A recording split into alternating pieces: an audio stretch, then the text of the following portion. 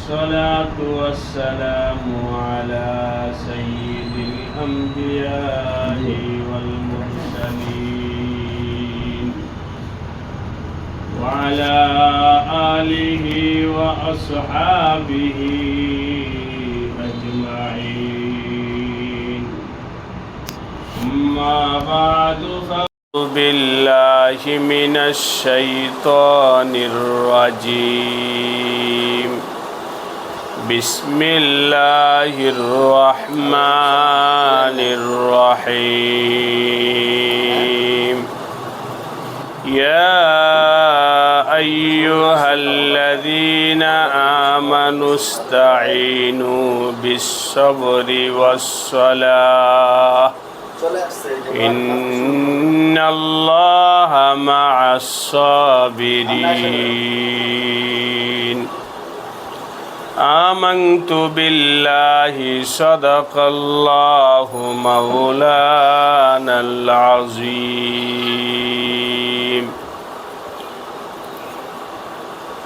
খিলগাঁও দুতের আড্ডার পেছনে অবস্থিত আল খিদমা আয়েশা সিদ্দিকা মহিলা মাদ্রাসার উদ্যোগে আয়োজিত পবিত্র রমজান মাসের 15ই রোজায় মা বোনদের ইসলাহি মজলিসে উপস্থিত এই মাদ্রাসার সম্মানিত পরিচালক হজরতুল আল্লাম হজরত মাওলানা হিদায়াতুল্লাহ সাহেব দামাত বারাকাতুহুমুল আলিয়া, অন্যান্য উলামায়ে কেরাম, পর্দার আলে আমার মা ও বোনেরা, আল্লাহ রব্বুল আলামিনের দরবারে অসংখ্য শুকরিয়া যে আল্লাহ রব্বুল আলামিন আমাদেরকে পবিত্র রমজান মাসে এই সময় আল্লাহ পাকের দ্বীনি কিছু মুজাকারা, কোরআন থেকে কিছু আলোচনা শোনার জন্যে এখানে হাজির হওয়ার তৌফিক দান করেছেন। আলহামদুলিল্লাহ। আমি আপনাদের সামনে এখন পবিত্র কোরআনে কারিমের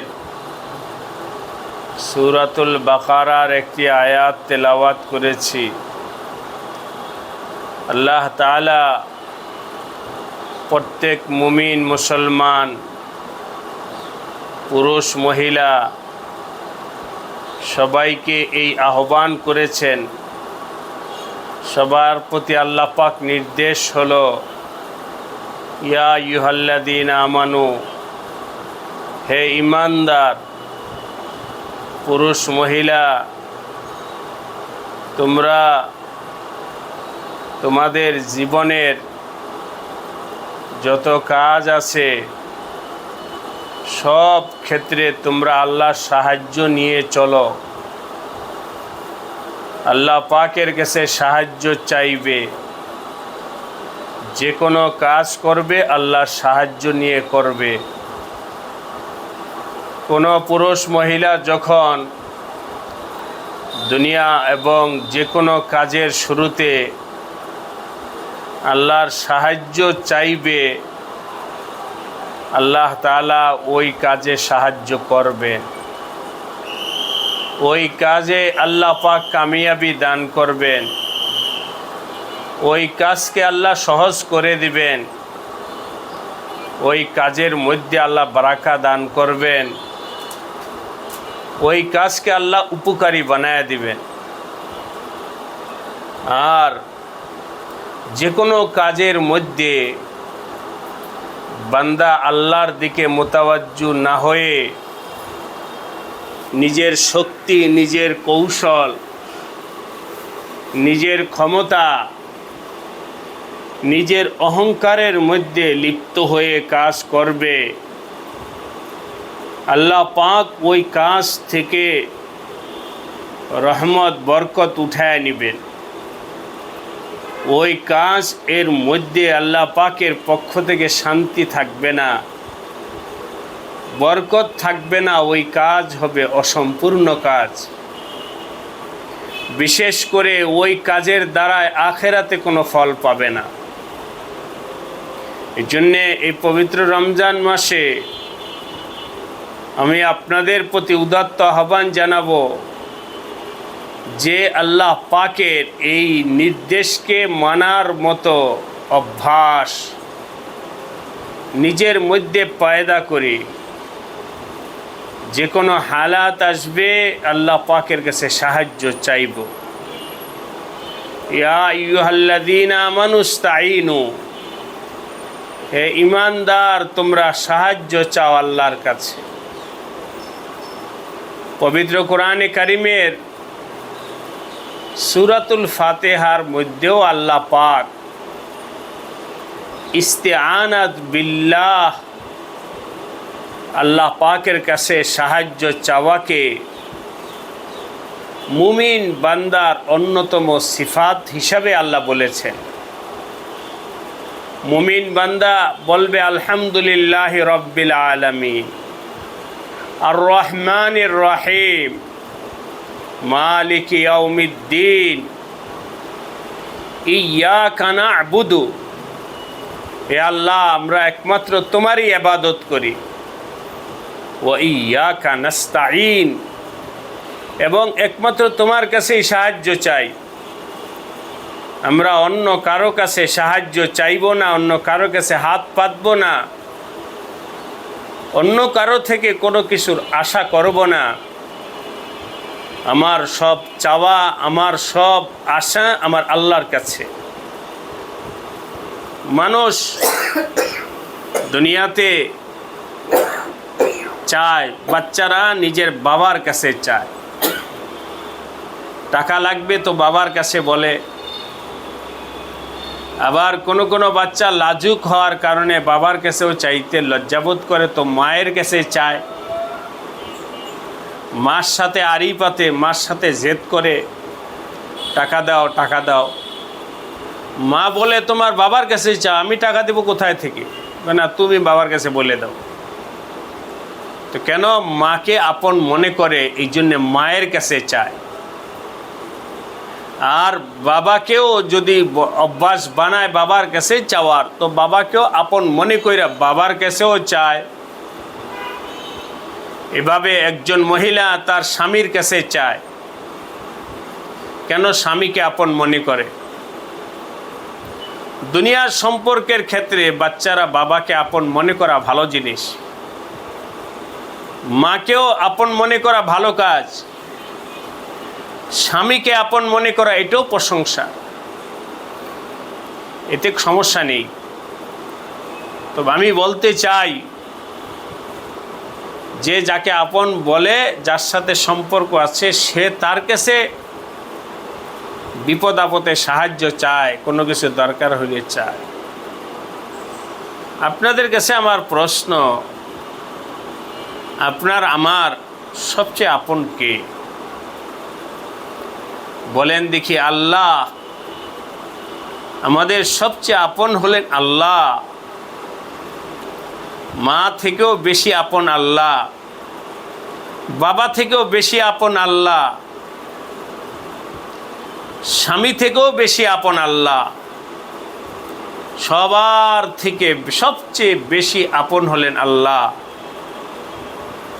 তো দুনিয়ার সামান্য একটু সম্পর্কের কারণে মা, স্বামী, বাবা, এদের কাছে যখন আমরা বিপদে পড়লে ধর্ণাধরি সাহায্য চাই, তো যুক্তি তো বলে তাদের থেকেও বেশি আপন যেহেতু আল্লাহ, তো আল্লাহ পাকের কাছেই চাও। তাই এই সবকটা, কোরআনের এই সবক সবাই আমল করার চেষ্টা করি। বান্দা যখন আল্লাহ পাকের কাছে কোনো কিছু চায় তো আল্লাহ খুশি হন, আর যদি আল্লাহ থেকে মুখ ফিরায় আনে তো আল্লাহ নারাজ হন। এই জন্যে সবাই আজম করেন, সংকল্প করেন যে আমরা এখন থেকে আল্লাহর কাছে চাবো, আল্লাহ থেকে কাছে চাওয়া শিখি। আমাদের নবী আলাইহিস সালাম সাহাবায়ে কেরামদেরকে হাতে কলমে শিখাইছেন, তাদের ঈমান শিখাইছেন, আমল শিখাইছেন, জিন্দেগি শিখাইছেন। নবী আলাইহিস সালাম সাহাবায়ে কেরামদেরকে শিখাইছেন যে তোমরা আল্লাহর কাছে চাওয়া শিখো। তাই হাদিসের কিতাবে আসছে সাহাবায়ে কেরাম এমন চাওয়া চাইতেন,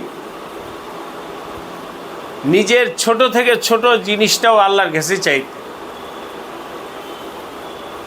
জুতা লাগবে, আল্লাহ আমার জুতা নাই, তুমি আমাকে জুতার ব্যবস্থা করে দাও।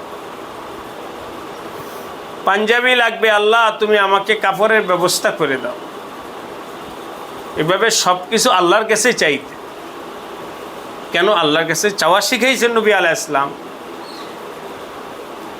এই জন্যে ওই সাহাবায়ে কেরামকে নবীজি যেভাবে শিখাইছেন, ওই সাহাবায়ে কেরামের আদর্শের উপরে এই জমানার পুরুষকেও উঠতে হবে, সাহাবায়ে কেরামের আদর্শকে গ্রহণ করতে হবে, মা বোনদেরও গ্রহণ করতে হবে। এভাবেই আমি বলছি আপনাদেরকে, আজকে যদি আমাদের নবীজি জীবিত থাকতেন আর আমরা যদি নবীজির মজলিসে এভাবে বসতে পারতাম যে আমরা পর্দার আড়ালে আছি, আমার নবী আলাইহিস সালাম কথা বলতেছে, তো নবীজি জীবিত থাকলে আমাদেরকে এই সবকই দিতেন যে তোমরা আল্লাহমুখী হও, আল্লাহর কাছে চাও। নবীজি এই আদর্শের উপরে আমাদেরকে উঠাইতেন যে আদর্শের উপরে সাহাবায়ে কেরামদেরকে উঠাইছিলেন। নবীজি আমাদেরকে ওই আমলের কথাই বলতেন যে আমলের কথা সাহাবাদেরকে বলছেন। এই জন্যে আমার মা বোনেরা, এই কথাগুলোকে আপনারা হালকা করে নেবেন না। হাদিসে আসছে, নবীজি বলেন কুল্লু আমরিন জিবাল,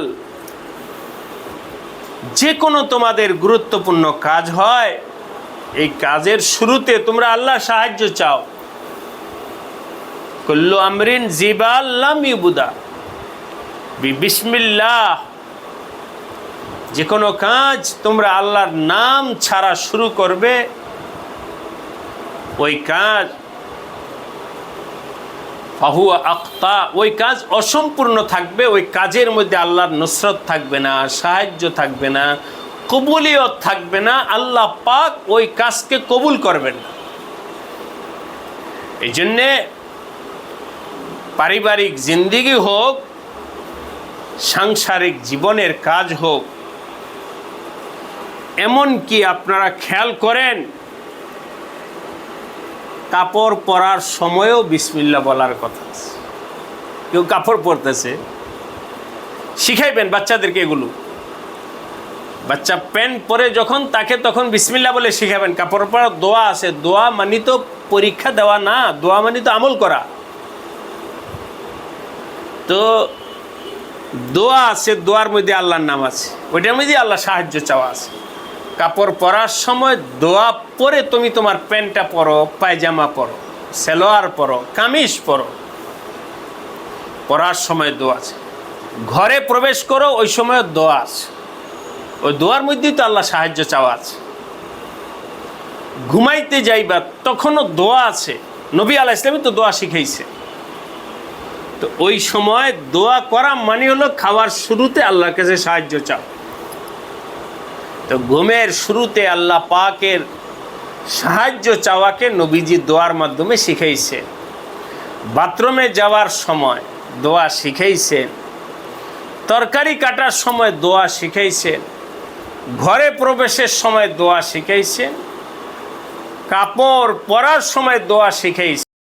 যখন সহি নিয়তে নবীজির তরিকায় আল্লাহ সাহায্য নেওয়া করবে, তখন ওই কাজটাই ইবাদতে পরিণত হয়ে যাবে। কেউ যদি কাপড় পরে আল্লাহ সাহায্য নিয়ে দোয়া করে, তো ওই কাপড় পরাটাই ইবাদত হবে, ঘরে প্রবেশ করাটা ইবাদত হবে, বাথরুমে যাওয়াটা ইবাদত হবে, ঘুমায়া থাকবে সেটাও আল্লাহ পাক ইবাদত বানাবে। নিয়তের দ্বারাই আল্লাহ পাকের সাহায্য নিয়ে কাজ করার কারণে আল্লাহ পাক প্রত্যেকটা কাজকে ইবাদতে পরিণত করে নেন। তো মা বোনেরা দেখেন কত কত সহজ, আল্লাহ পাকের দয়া কত সহজ। এভাবে আমি বলতেছিলাম গতকাল আমার মুন্সিগঞ্জ মাদ্রাসায় ওই এক দিনী ভাই, শুধু কথাটা বুঝানোর জন্য বলছি, 1 লাখ টাকা দেওয়ার কথা মাদ্রাসায়। তো আমি বললাম টাকাটা কি এখন দিবা না পরে দিবা? এখন যদি দাও তাহলে 1 লাখে কত লাখ? 70। রমজান মাসে দিলে, এখন দিলে 1-এ 70। এখন যদি দাও তাহলে 1 লাখ টাকা দিলে 70 লাখ টাকার সওয়াব পাইবা। আর রমজানের পরে যদি দাও তাহলে 1 লাখেই সওয়াব পাইবা। এখন তুমি বলো কোনটা দিবা? হুজুর রমজানের পরে দিলে তো আমি 70 লাখ টাকা পাবো কোথায়? আমার এত টাকা নাই। তা আমি তাহলে সহজ এখনই দিয়ে দাও, এখনই দাও, সহজ হয়ে যাবে। তো এখন 1 দাও 70 হয়ে যাবে। তো আমার মা বোনেরা, বলার উদ্দেশ্য হলো আমার নবী আলাইহিস সালাম আমাদেরকে তো সহজ পথ শিখিয়েছে। তুমি ঘুমাও, এটা ইবাদত হবে। তুমি কাপড় পরো, এটা ইবাদত হবে। তোমার জিন্দেগির প্রত্যেকটা কাজ কিভাবে ইবাদত হবে এটা আমার নবীজি শিখাইছে। তো নবীজির শিক্ষার মধ্যে তো আমাদের সহজ আছে, কোনো কাঠিন্যতা নাই, পেরেশানি নাই, কিছু নাই। নবীজির সুন্নতের পথে আসেন। আজকে হে আমার মা বোনেরা, আপনাদেরকে অনুরোধ করে বলি, শয়তানেরও ধোঁকা আছে, আমাদেরও সমস্যা আছে। একটা যুবক ছেলে 20-25 বছর বয়স যখন হয়, তখন সে আলেম ওলামার কাছে আসতে চায় না, আমাদের কাছে আসতে চায় না, তাবলিগে যাইতে চায় না। কেন? হ্যাঁ, যৌবনকালে একটু আনন্দ উল্লাস আছে না, হুজুরদের কাছে গেলে কঠিন হয়ে যাব, দাড়ি রাখতে হবে, পাঞ্জাবি পরতে হবে, জীবনে কঠিন অধ্যায় পা দিতে হবে, একটু আনন্দ উল্লাস করে নি। এই মুভমেন্ট হলো যুবকদের। ঠিক এটা অসম্ভবের কিছু না, মেয়েদেরও সেটাই। যৌবন কালটা সে একটু আনন্দে কাটাইতে চায়, মানে ইসলামের বাইরে গিয়ে সে মনে করে যে এখনই যদি মাদ্রাসায় যাই, তালিমে যাই, বোরকা পরতে হবে, হাত মোজা পা মোজা পরতে হবে, আনন্দ উল্লাস করা যাবে না। তো জীবনটাকে একটু আজাদ রাখতে চায়। এই মানসিকতাটা আমাদের যুবক ছেলে মেয়ের মধ্যে শয়তান দিছে। এ ব্যাপারে আমাদের হাকিমুল উম্মত হযরত আশরাফ আলী থানভী রহমতুল্লাহ আলাইহি খুব বলেছেন। এবং আলহামদুলিল্লাহ আমি হযরতের কথাটাকে একিনের সাথে বলছি, এটা শুধু বয়ানের জন্য বলেন, এটাই বাস্তব, 100% সত্য। আমাদের জীবনে অনেক কথাই আছে, তা সত্ত্বেও যতটুকুই আল্লাহর নবীজির সুন্নত নিয়ে আমরা চলি, শান্তি পেয়েছি। হে আমার মা বোনেরা, আল্লাহর দিনের বাইরে যেই জীবনকে আপনারা মনে করতেছেন আনন্দের জীবন, যেই জীবনকে আপনারা মনে করতেছেন ফুর্তির জীবন, যেই জীবনকে মনে করতেছেন সফলতার জীবন, এই পবিত্র রমজান মাসে কসম খেয়ে বললে ভুল হবে না, ওই জীবনটাই কঠিন জীবন। আমার নবীজির বাতলানো তরিকার খেলাফ যেই জীবন আমরা আনন্দের বলতেছি, ওইটা আনন্দের নয়, সেটা হলো অন্ধকার জীবন। সেই জীবনটা হলো আমার কঠিন জীবন, সেই জীবনটা হবে কান্নার জীবন। আর নবীজি আমাদেরকে যে সহজ পথ বলেছেন, এই জীবনের মধ্যে সুখ আছে, এই জীবনের মধ্যে শান্তি আছে, এই জীবনের মধ্যে আরাম আছে। শয়তান আমাদেরকে ভুলে রাখছে, শয়তান বলনে গেলে কঠিন হবে। আলহামদুলিল্লাহ, এখানে আল খিদমা আয়েশা সিদ্দিকা মহিলা মাদ্রাসা আয়োজনে এখানে দিন শেখানো হয়। আমার বিশ্বাস এই মাদ্রাসা এবং মাদ্রাসায় শিক্ষা এবং মাদ্রাসায় তালিম হয় প্রতি মাসে না সপ্তাহে, মাসে একদিন তালিম হয়। এই তালিম শুইনা যে সমস্ত মা বোনেরা কিছু হলেও সুন্নতের উপরে চলা শিখছেন, আপনারা একটু তাদের সাথে কথা বলেন যে চাচি, আংটি, আপনার এখন কেমন লাগে? আমি তো জিজ্ঞাসা করি আমার ভাইদেরকে, স্কুল কলেজের ছেলেপেলে যারা আমাদের কাছে আসে, আগে দাড়ি ছিল না, এখন দাড়ি রাখছে, জিজ্ঞাসা করি বাবা কেমন লাগে? বুঝলো অনেক ভালো লাগে, আগে ভুলেছিলাম, তোমাদের উপরে আমরা দাড়ি চাপায় দিস? না হুজুর চাপা না, কিন্তু এখনই শান্তি লাগে। আগে নামাজ পড়ো না, এখন নামাজ পড়ো, কেমন লাগে? অনেক ভালো লাগে। আগে জিকির করো না, এখন জিকির করো, কেমন লাগে? বলে অনেক শান্তিতে আছি। আমি তো কারগুজারি শুনি স্কুলের কলেজের ছেলেপেলেদের কাছ থেকে, ব্যবসায়ী ভাইদের কাছ থেকে, তোমার জীবনের আগের অংশটা কেমন ছিল, এখন কেমন লাগে? আগে ছিল অন্ধকার জীবন, এখন নামাজ পড়ার কারণে, কোরআন শিখার কারণে, জিকির করার কারণে, সুন্নাহ মোতাবিক চলার কারণে আলহামদুলিল্লাহ ঘরেও শান্তি আসছে, নিজের ব্যবসা বাণিজ্যের মধ্যেও শান্তি আসছে, নিজের জিন্দেগির মধ্যেও শান্তি আসছে। শুধু তাই না, আমার ঘরের মা বোনরা পর্যন্ত আমাদের কাছে মেসেজ পাঠায়, স্বামীটা আগে ঘরে যে আচরণ করত, স্ত্রীকে মার পিট করত, স্ত্রীর সাথে তুই তাকারি খুব খারাপ আচরণ করত, গালিগুরুজ করত, মারপিট করত, ওই স্বামীটা এখন আল্লাহ আল্লাহ হয়ে যাওয়ার কারণে স্ত্রীকে গালি তো দেওয়া দূরের কথা, চোখ রাঙ্গানি দিয়ে স্ত্রীর সাথে কথা বলে না। ওই স্ত্রীও খুব আরামে আছে, বরং ওই মহিলারা তো আরও তাদের স্বামীকে তশকিল করে আমাদের কাছে পাঠায় দেয়, হুজুরের কাছে যাও। কেন? হুজুরের কাছে গেলে সেখান থেকে স্বামী যখন আসে তখন তার চলাটা, সাংসারিক জিন্দিগিতে তার চলার দ্বারা মা বোনরা শান্তি পায়, ছেলেমেয়েরা শান্তি পায়। ঘরের মধ্যে আর মারপিট নাই, ঘরের মধ্যে আর ঝগড়া নাই, ঘরের মধ্যে অশান্তি কিছু নাই। কেন? আমার নবীজির জিন্দিগি তো, তালিমের মধ্যে তো অশান্তি নাই, নবীজির তালিমের মধ্যে তো রহমত আর শান্তি আছে।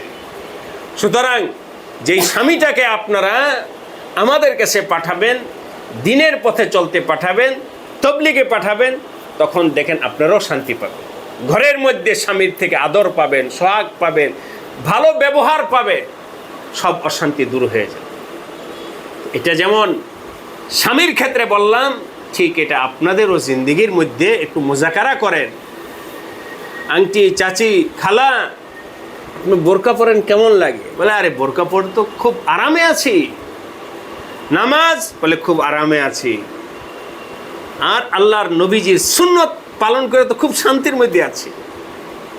এই জন্যে সবার কাছে আমি বলবো, উদাত্ত আহ্বান জানাও, হে মা বোনেরা, আপনাদেরকে শয়তান ধোঁকার মধ্যে ফেলে রাখছে যে আমি একটু স্বাধীন চলি, স্বাধীন জীবন চালাই। ওই স্বাধীন জীবন আপনার জন্য কখনোই আরামের, সুখের নয়। সুখের জীবন তো আমার নবীজির যে নুরানি জিন্দিগি নিয়ে আসছেন, আমার নবীজির যে তালিম, নবীজির যে হেদায়েত, ওই হেদায়েত, ওই তালিমের মধ্যে নামাজ ধরবেন। রমজান মাস চলে যাওয়ার পরেও নামাজি অবস্থায় থাকবেন, বেনামাজি খাতায় যেন আপনার নাম না থাকে। এই রমজান মাসে আল্লাহ পাকের কাছে চায়া নেন। আল্লাহ পাকের কাছে দুইটা খাতা আছে, একটা হলো বেনামাজিদের তালিকা, আর একটা হলো নামাজিদের তালিকা। আল্লাহকে মাননেওয়ালাদের তালিকা, আর একটা হলো আল্লাহকে না মাননেওয়ালাদের তালিকা। এক হলো সালেহিনদের তালিকা, আর এক হলো ফাসিক ফুজ্জারদের তালিকা, নাফরমান পাপাচারদের তালিকা। আমি আমার মা বোনদেরকে বলবো, ভাইদেরকেও বলবো, নাফরমানদের তালিকা থেকে নিজের নামটা কাটায় নাও রমজানে, ওখান থেকে নামটা মুছায় নাও। আল্লাহর কাছে চাও, আল্লাহ তুমি আমার নামটা ওখান থেকে মুছে দাও। অপরাধীদের তালিকা থেকে আমার নামটা মুছে দাও। হ্যাঁ, দুনিয়ার জিন্দিগিতে কোনো এলাকায় যদি কোনো গন্ডগোল হয় তো পুলিশ আন্দাজে 100 মানুষের নাম দিয়া একটা মামলা দায়ের করে। তো যারা অপরাধ করে নাই তারা নামটা কাটানোর জন্য কি করে, কি না করে, অফিসে ধরে আমার নামটা কাটা দাও। ভাই তোমার তো অ্যারেস্ট করি নি, তারপরেও আজকে অ্যারেস্ট না করলে যে কোনো সময় বিপদ আসতে পারে। আমার নামটা কাটার জন্যে এমপির কাছে যায়, মন্ত্রীর কাছে যায়, ওই থানায় যায়, পুলিশের কাছে যায়, উকিলের কাছে যায়, কত মানুষের কাছে যায় কি জন্যে? যে আমার নামটা শুধু কাইটা না। আজকে অপরাধীদের, দুনিয়ার অপরাধীদের কাতারের থেকে নাম কাটানোর জন্য পেরেশান, জাহান্নামীদের কাতার থেকে নাম কাটানোর জন্য কেন পেরেশানি? হ্যাঁ আমার মা বোনেরা, এই পবিত্র রমজানে আল্লাহ পাকের কাছে ওই নামটা কাটান, পাপাচারী বেনামাজির কাতার থেকে নিজের নামটা কাটায় নেন, আর নামাজিদের, নেককারদের, সালেহিনদের খাতায় নিজের নামটা লিপিবদ্ধ করানোর জন্য চেষ্টা করে। তাহলে এটা হবে এই রমজানের চরম সফলতা, যে আমার নামটা ফাসেক ফুজ্জার গুনাহগারদের কাতার থেকে আমার আল্লাহ পাকের আদালতে আমার নামটা কাইটা গেছে, সালেহিনদের কাতারে আমার নাম উঠে গেছে। এই জন্যে সকলেই নামাজ ধরেন এবং যতদিন আল্লাহ বাঁচায় রাখেন নামাজ পড়েন। আর যেখান থেকে আজকের আলোচনা শুরু, প্রত্যেকটা কাজে আমি আমার আল্লাহ সাহায্য নিয়ে চলব, আল্লাহ পাকের সাহায্য নিয়ে চলব। আমাদের এখানে একটা ভুল, এক হিসাবে বলছি ভুল একটা ধারণা আছে, আমাদের মধ্যেও আছে। আমরা মনে করি জটিল কাজ হলে হুজুরদের থেকে দোয়া নিয়ে পরে যাব, তখন দোয়া নিতে আসে। আর ছোটোখাটো কাজের কাছে আর কি সাহায্য চাব? আল্লাহ পাক যদি আমাদেরকে সহজ করেন, তখন দুনিয়ার কোনো কাজ জটিল নেই। আর আল্লাহ পাক যদি সহজ না করেন, একেবারে ওই যারা পরিমাণ কাজটাও কি হয়ে যাবে? কঠিন হয়ে যাবে। একজনের ক্যান্সার হয়েছে, আল্লাহ পাক সাহায্য করছেন, ভালো হয়ে গেছে। এখন বলেন তো ক্যান্সার রোগটা জটিল না সহজ? জটিল না, এখন আল্লাহ পাক সাহায্য করছেন, এখন কি সহজ হয়ে গেছে। একজনের ছোট্ট একটা গোটা হয়েছে, 20 গোটা, ওইটার মধ্যে হয়ে গেছে, ইনফেকশন হয়ে গেছে। এখন বলেন ওই গোটাটা জটিল না সহজ? জটিল হয়েছে। আল্লাহ সাহায্য নাই, জটিল হয়ে গেছে, ওইটাই ইনফেকশন হয়ে মারা গেছে। আছে না? আচ্ছা, তাহলে গোটাটা জটিল হয়ে গেল আর ক্যান্সারটা সহজ হয়ে গেল আল্লাহ সাহায্য থাকার কারণে। তাই এরকম না যে আমি জটিল কাজের ক্ষেত্রে আল্লাহর কাছে সাহায্য, বড় হোক ছোট হোক সব কাজের ক্ষেত্রে আল্লাহ পাকের সাহায্য। আল্লাহ আমাদের সবাইকে দুইটা আমল করার তৌফিক দান করে। এক হলো নামাজের আমল, আরেক হলো জিন্দেগির প্রত্যেকটা কাজের ক্ষেত্রে আল্লাহ পাকের সাহায্য চাওয়ার আমল। সাহায্য কিভাবে চাবো এটা সম্পর্কে আলোচনা হয়ে গেছে, যে প্রত্যেকটা কাজের শুরুতে যে দোয়া আছে, দোয়াগুলো আমলে পরিণত। ইয়া আইয়ুহাল্লাযীনা আমানু ইসতাঈনু বিস-সাবরি ওয়াস-সালাহ, বাচ্চাদেরকে দোয়া শিখাবো, দোয়ার উপরে আমল করাবো। আল্লাহ রাব্বুল আলামিন আমাদেরকে এই কাজ, এই গুণের উপরে ওঠার তৌফিক দান করে, আমিন। এটাও একটা কারগুজারি শোনায়, এমনি বলছি। গতকাল প্রোগ্রাম ছিল আমার মুন্সিগঞ্জে। রমজানে তো প্রোগ্রামে যাই না, তারপরও একান্ত জরুরত হলে হুজুর যখন কালকে ফোন দিয়েছে, ওই সময় আমি মুন্সিগঞ্জে, আজকে সকালে আসছি। তো সেখানে যখন গেছি, তো আমার ফ্যামিলি সহ সবাইকে নিয়ে গেছি, ওখানে দোয়া ছিল। যাওয়ার পর হঠাৎ আমার মেজো ছেলেটা খুব চরম জ্বরে আক্রান্ত হয়ে পড়ছে, হঠাৎ করে জ্বর এসে পড়ছে। তো তারাবির পরে সবাইকে নিয়ে দোয়া করছে। স্বাভাবিকভাবে বলছি যে জ্বর তো একটু নাপা খেলে ভালো হয়ে যাবে। আরে ভালো তো নাপায় করতে পারবেন, আল্লাহ করবে। তারাবির পরে সবাইকে নিয়ে দোয়া করছে, আল্লাহ দোয়া করো সবাই, আল্লাহ পাক যেন আমার বাচ্চাটাই ভালো করে। শিখার জন্যে বললাম, সব কাজে কি করতে হবে? আল্লাহ পাকের কাছে সাহায্য চাই, ছোট হোক বড় হোক। এটা বারবার বলছি, আল্লাহ সাহায্য ছাড়া কিছুই হবে না। আল্লাহ রব্বুল আলামিন আজকের মজলিসকে কবুল করে নেন, আমিন। যা বলা হলো এর উপরে সবাইকে আমল করার তৌফিক দান করেন। 5 ওয়াক্ত নামাজ আর হলো হার কাজে আল্লাহ পাকের কাছে সাহায্য চাইব, দোয়ার মাধ্যমে দোয়া শিখি, দোয়ার উপরে আমল। আমার ইসলাহি কিছু বই আসছে, নতুন বই বের হয়েছে, খালোয়াত। আমাদের আমলগুলো কিভাবে রুহওয়ালা হবে, একাগ্রতার সাথে আমল হবে, মহাব্বতের সাথে আমল হবে, এই বিষয়ে কিছু আলোচনা আমাদের আকাবির ও আসলাফের মধ্যে হজরত কুতুবুল ইরশাদ রশিদ আহমদ গঙ্গুহি রহমতুল্লাহ আলাই, ওনার কিতাব আছে এমদাদুস সুলুক। ওই এমদাদুস সুলুকের একটা পাঠ, এটা বাংলা এবং কিছু আলোচনা আছে আমারও, এই বই বের হয়েছে খালওয়াত, একাগ্রতার সাথে নির্জনে একা একা রুমে বসে ইবাদত করার মধ্যে আল্লাহ পাক এর একাগ্রতার নেয়ামত পাবেন। এই বইটা আপনারা সংগ্রহ করে পড়েন এবং এর পাশাপাশি মা বোনদের উদ্দেশ্য ইসলাহি বয়ান আছে, ওই বইগুলো আপনারা সংগ্রহ করে পড়বেন। ইনশাআল্লাহ আল্লাহর দিন এর উপরে চলার আগ্রহ পয়দা হবে। আল্লাহওয়ালা বুজুর্গানে দিনের বই পড়লে নিজেদের মধ্যে সেই চেতনা পয়দা হয়। ইনশাআল্লাহ বইগুলো পাঠানো হচ্ছে, আপনারা এগুলো সংগ্রহ করে নিজে পড়বেন, নিজের মেয়েকে, নিজের ছেলেকে, ঘরে সবাইকে পড়ানোর জন্য চেষ্টা করবেন। আল্লাহওয়ালাদের বই পুস্তক ঘরে থাকলেও ঘরের মধ্যে রহমত এবং শান্তি বর্ষিত হয়। ছেলেমেয়েরা দেখবে আল্লাহওয়ালাদের নামগুলো, তো এর মধ্যে ফায়দা হবে। বাতিলপন্থী কোনো বই পুস্তক আমরা ঘরে রাখব না। আজকে বিভিন্ন বাতিলপন্থী বই ফ্রি বিতরণ, ঈসাই খ্রিস্টান মিশনারির লোকেরা ঘরে ঘরে বই পৌঁছে ফ্রি। তা আমরা আচ্ছা ঠিক আছে ফ্রি একটা বই পাইছি, নেই না, 20 কথার কথা বলছি, 20 না খাইলেও ঘরে রাখলে ভয় কিনা, ভয় না জানি কোনো সময় বাচ্চাকে খেয়ে ফেলে, মুখে দিয়ে ফেলে, ভয়। 20 যেমন ঘরে রাখাটা ভয়ের কারণ, ঠিক খ্রিস্টান মিশনারি বলেন, বাতিলপন্থী যত বই পুস্তক আছে এগুলো ঘরে রাখাটা ভয়ের ব্যাপার। শিয়া বলেন, মৌদুদি বলেন, বেদাত বলেন, জামাত বলেন, এই এরা ফ্রি ফ্রি বই দেয়। এগুলো কেউ ঘরে রাখবেন না, কেউ দিলেও নেবেন না।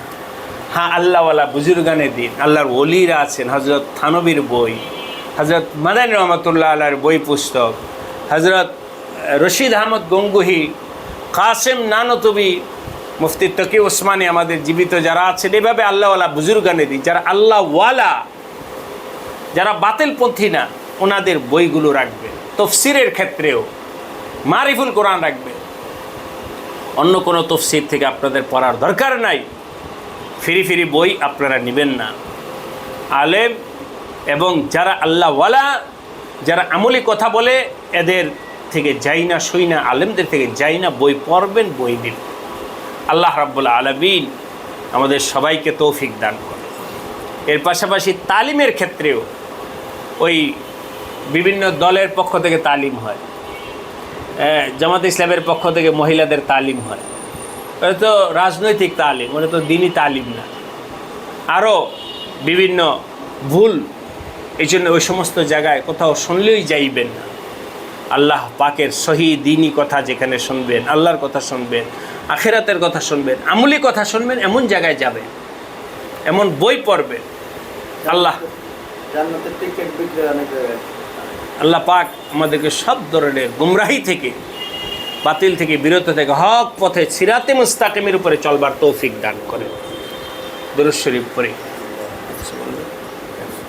এই বই আর ওইটা আনাইতেছি 120 10 টাকা নামে যে বইটা, ওইটা বই শ্যাম, আরো আছে। হ্যাঁ দাও, তো যদি বইটা নেন কত দাম? 110 টাকা, 110 টাকা করে। তো যদি নেন এনে 20টা বই আছে, ভিতরে পাঠায় নিতে পারেন। সাহেবের কাছে দিচ্ছি, ওইখান থেকে আপনারা সংগ্রহ করেন, যেগুলো নিতে পারেন। ছোট বোনের দেওয়া হয়ে যাবে।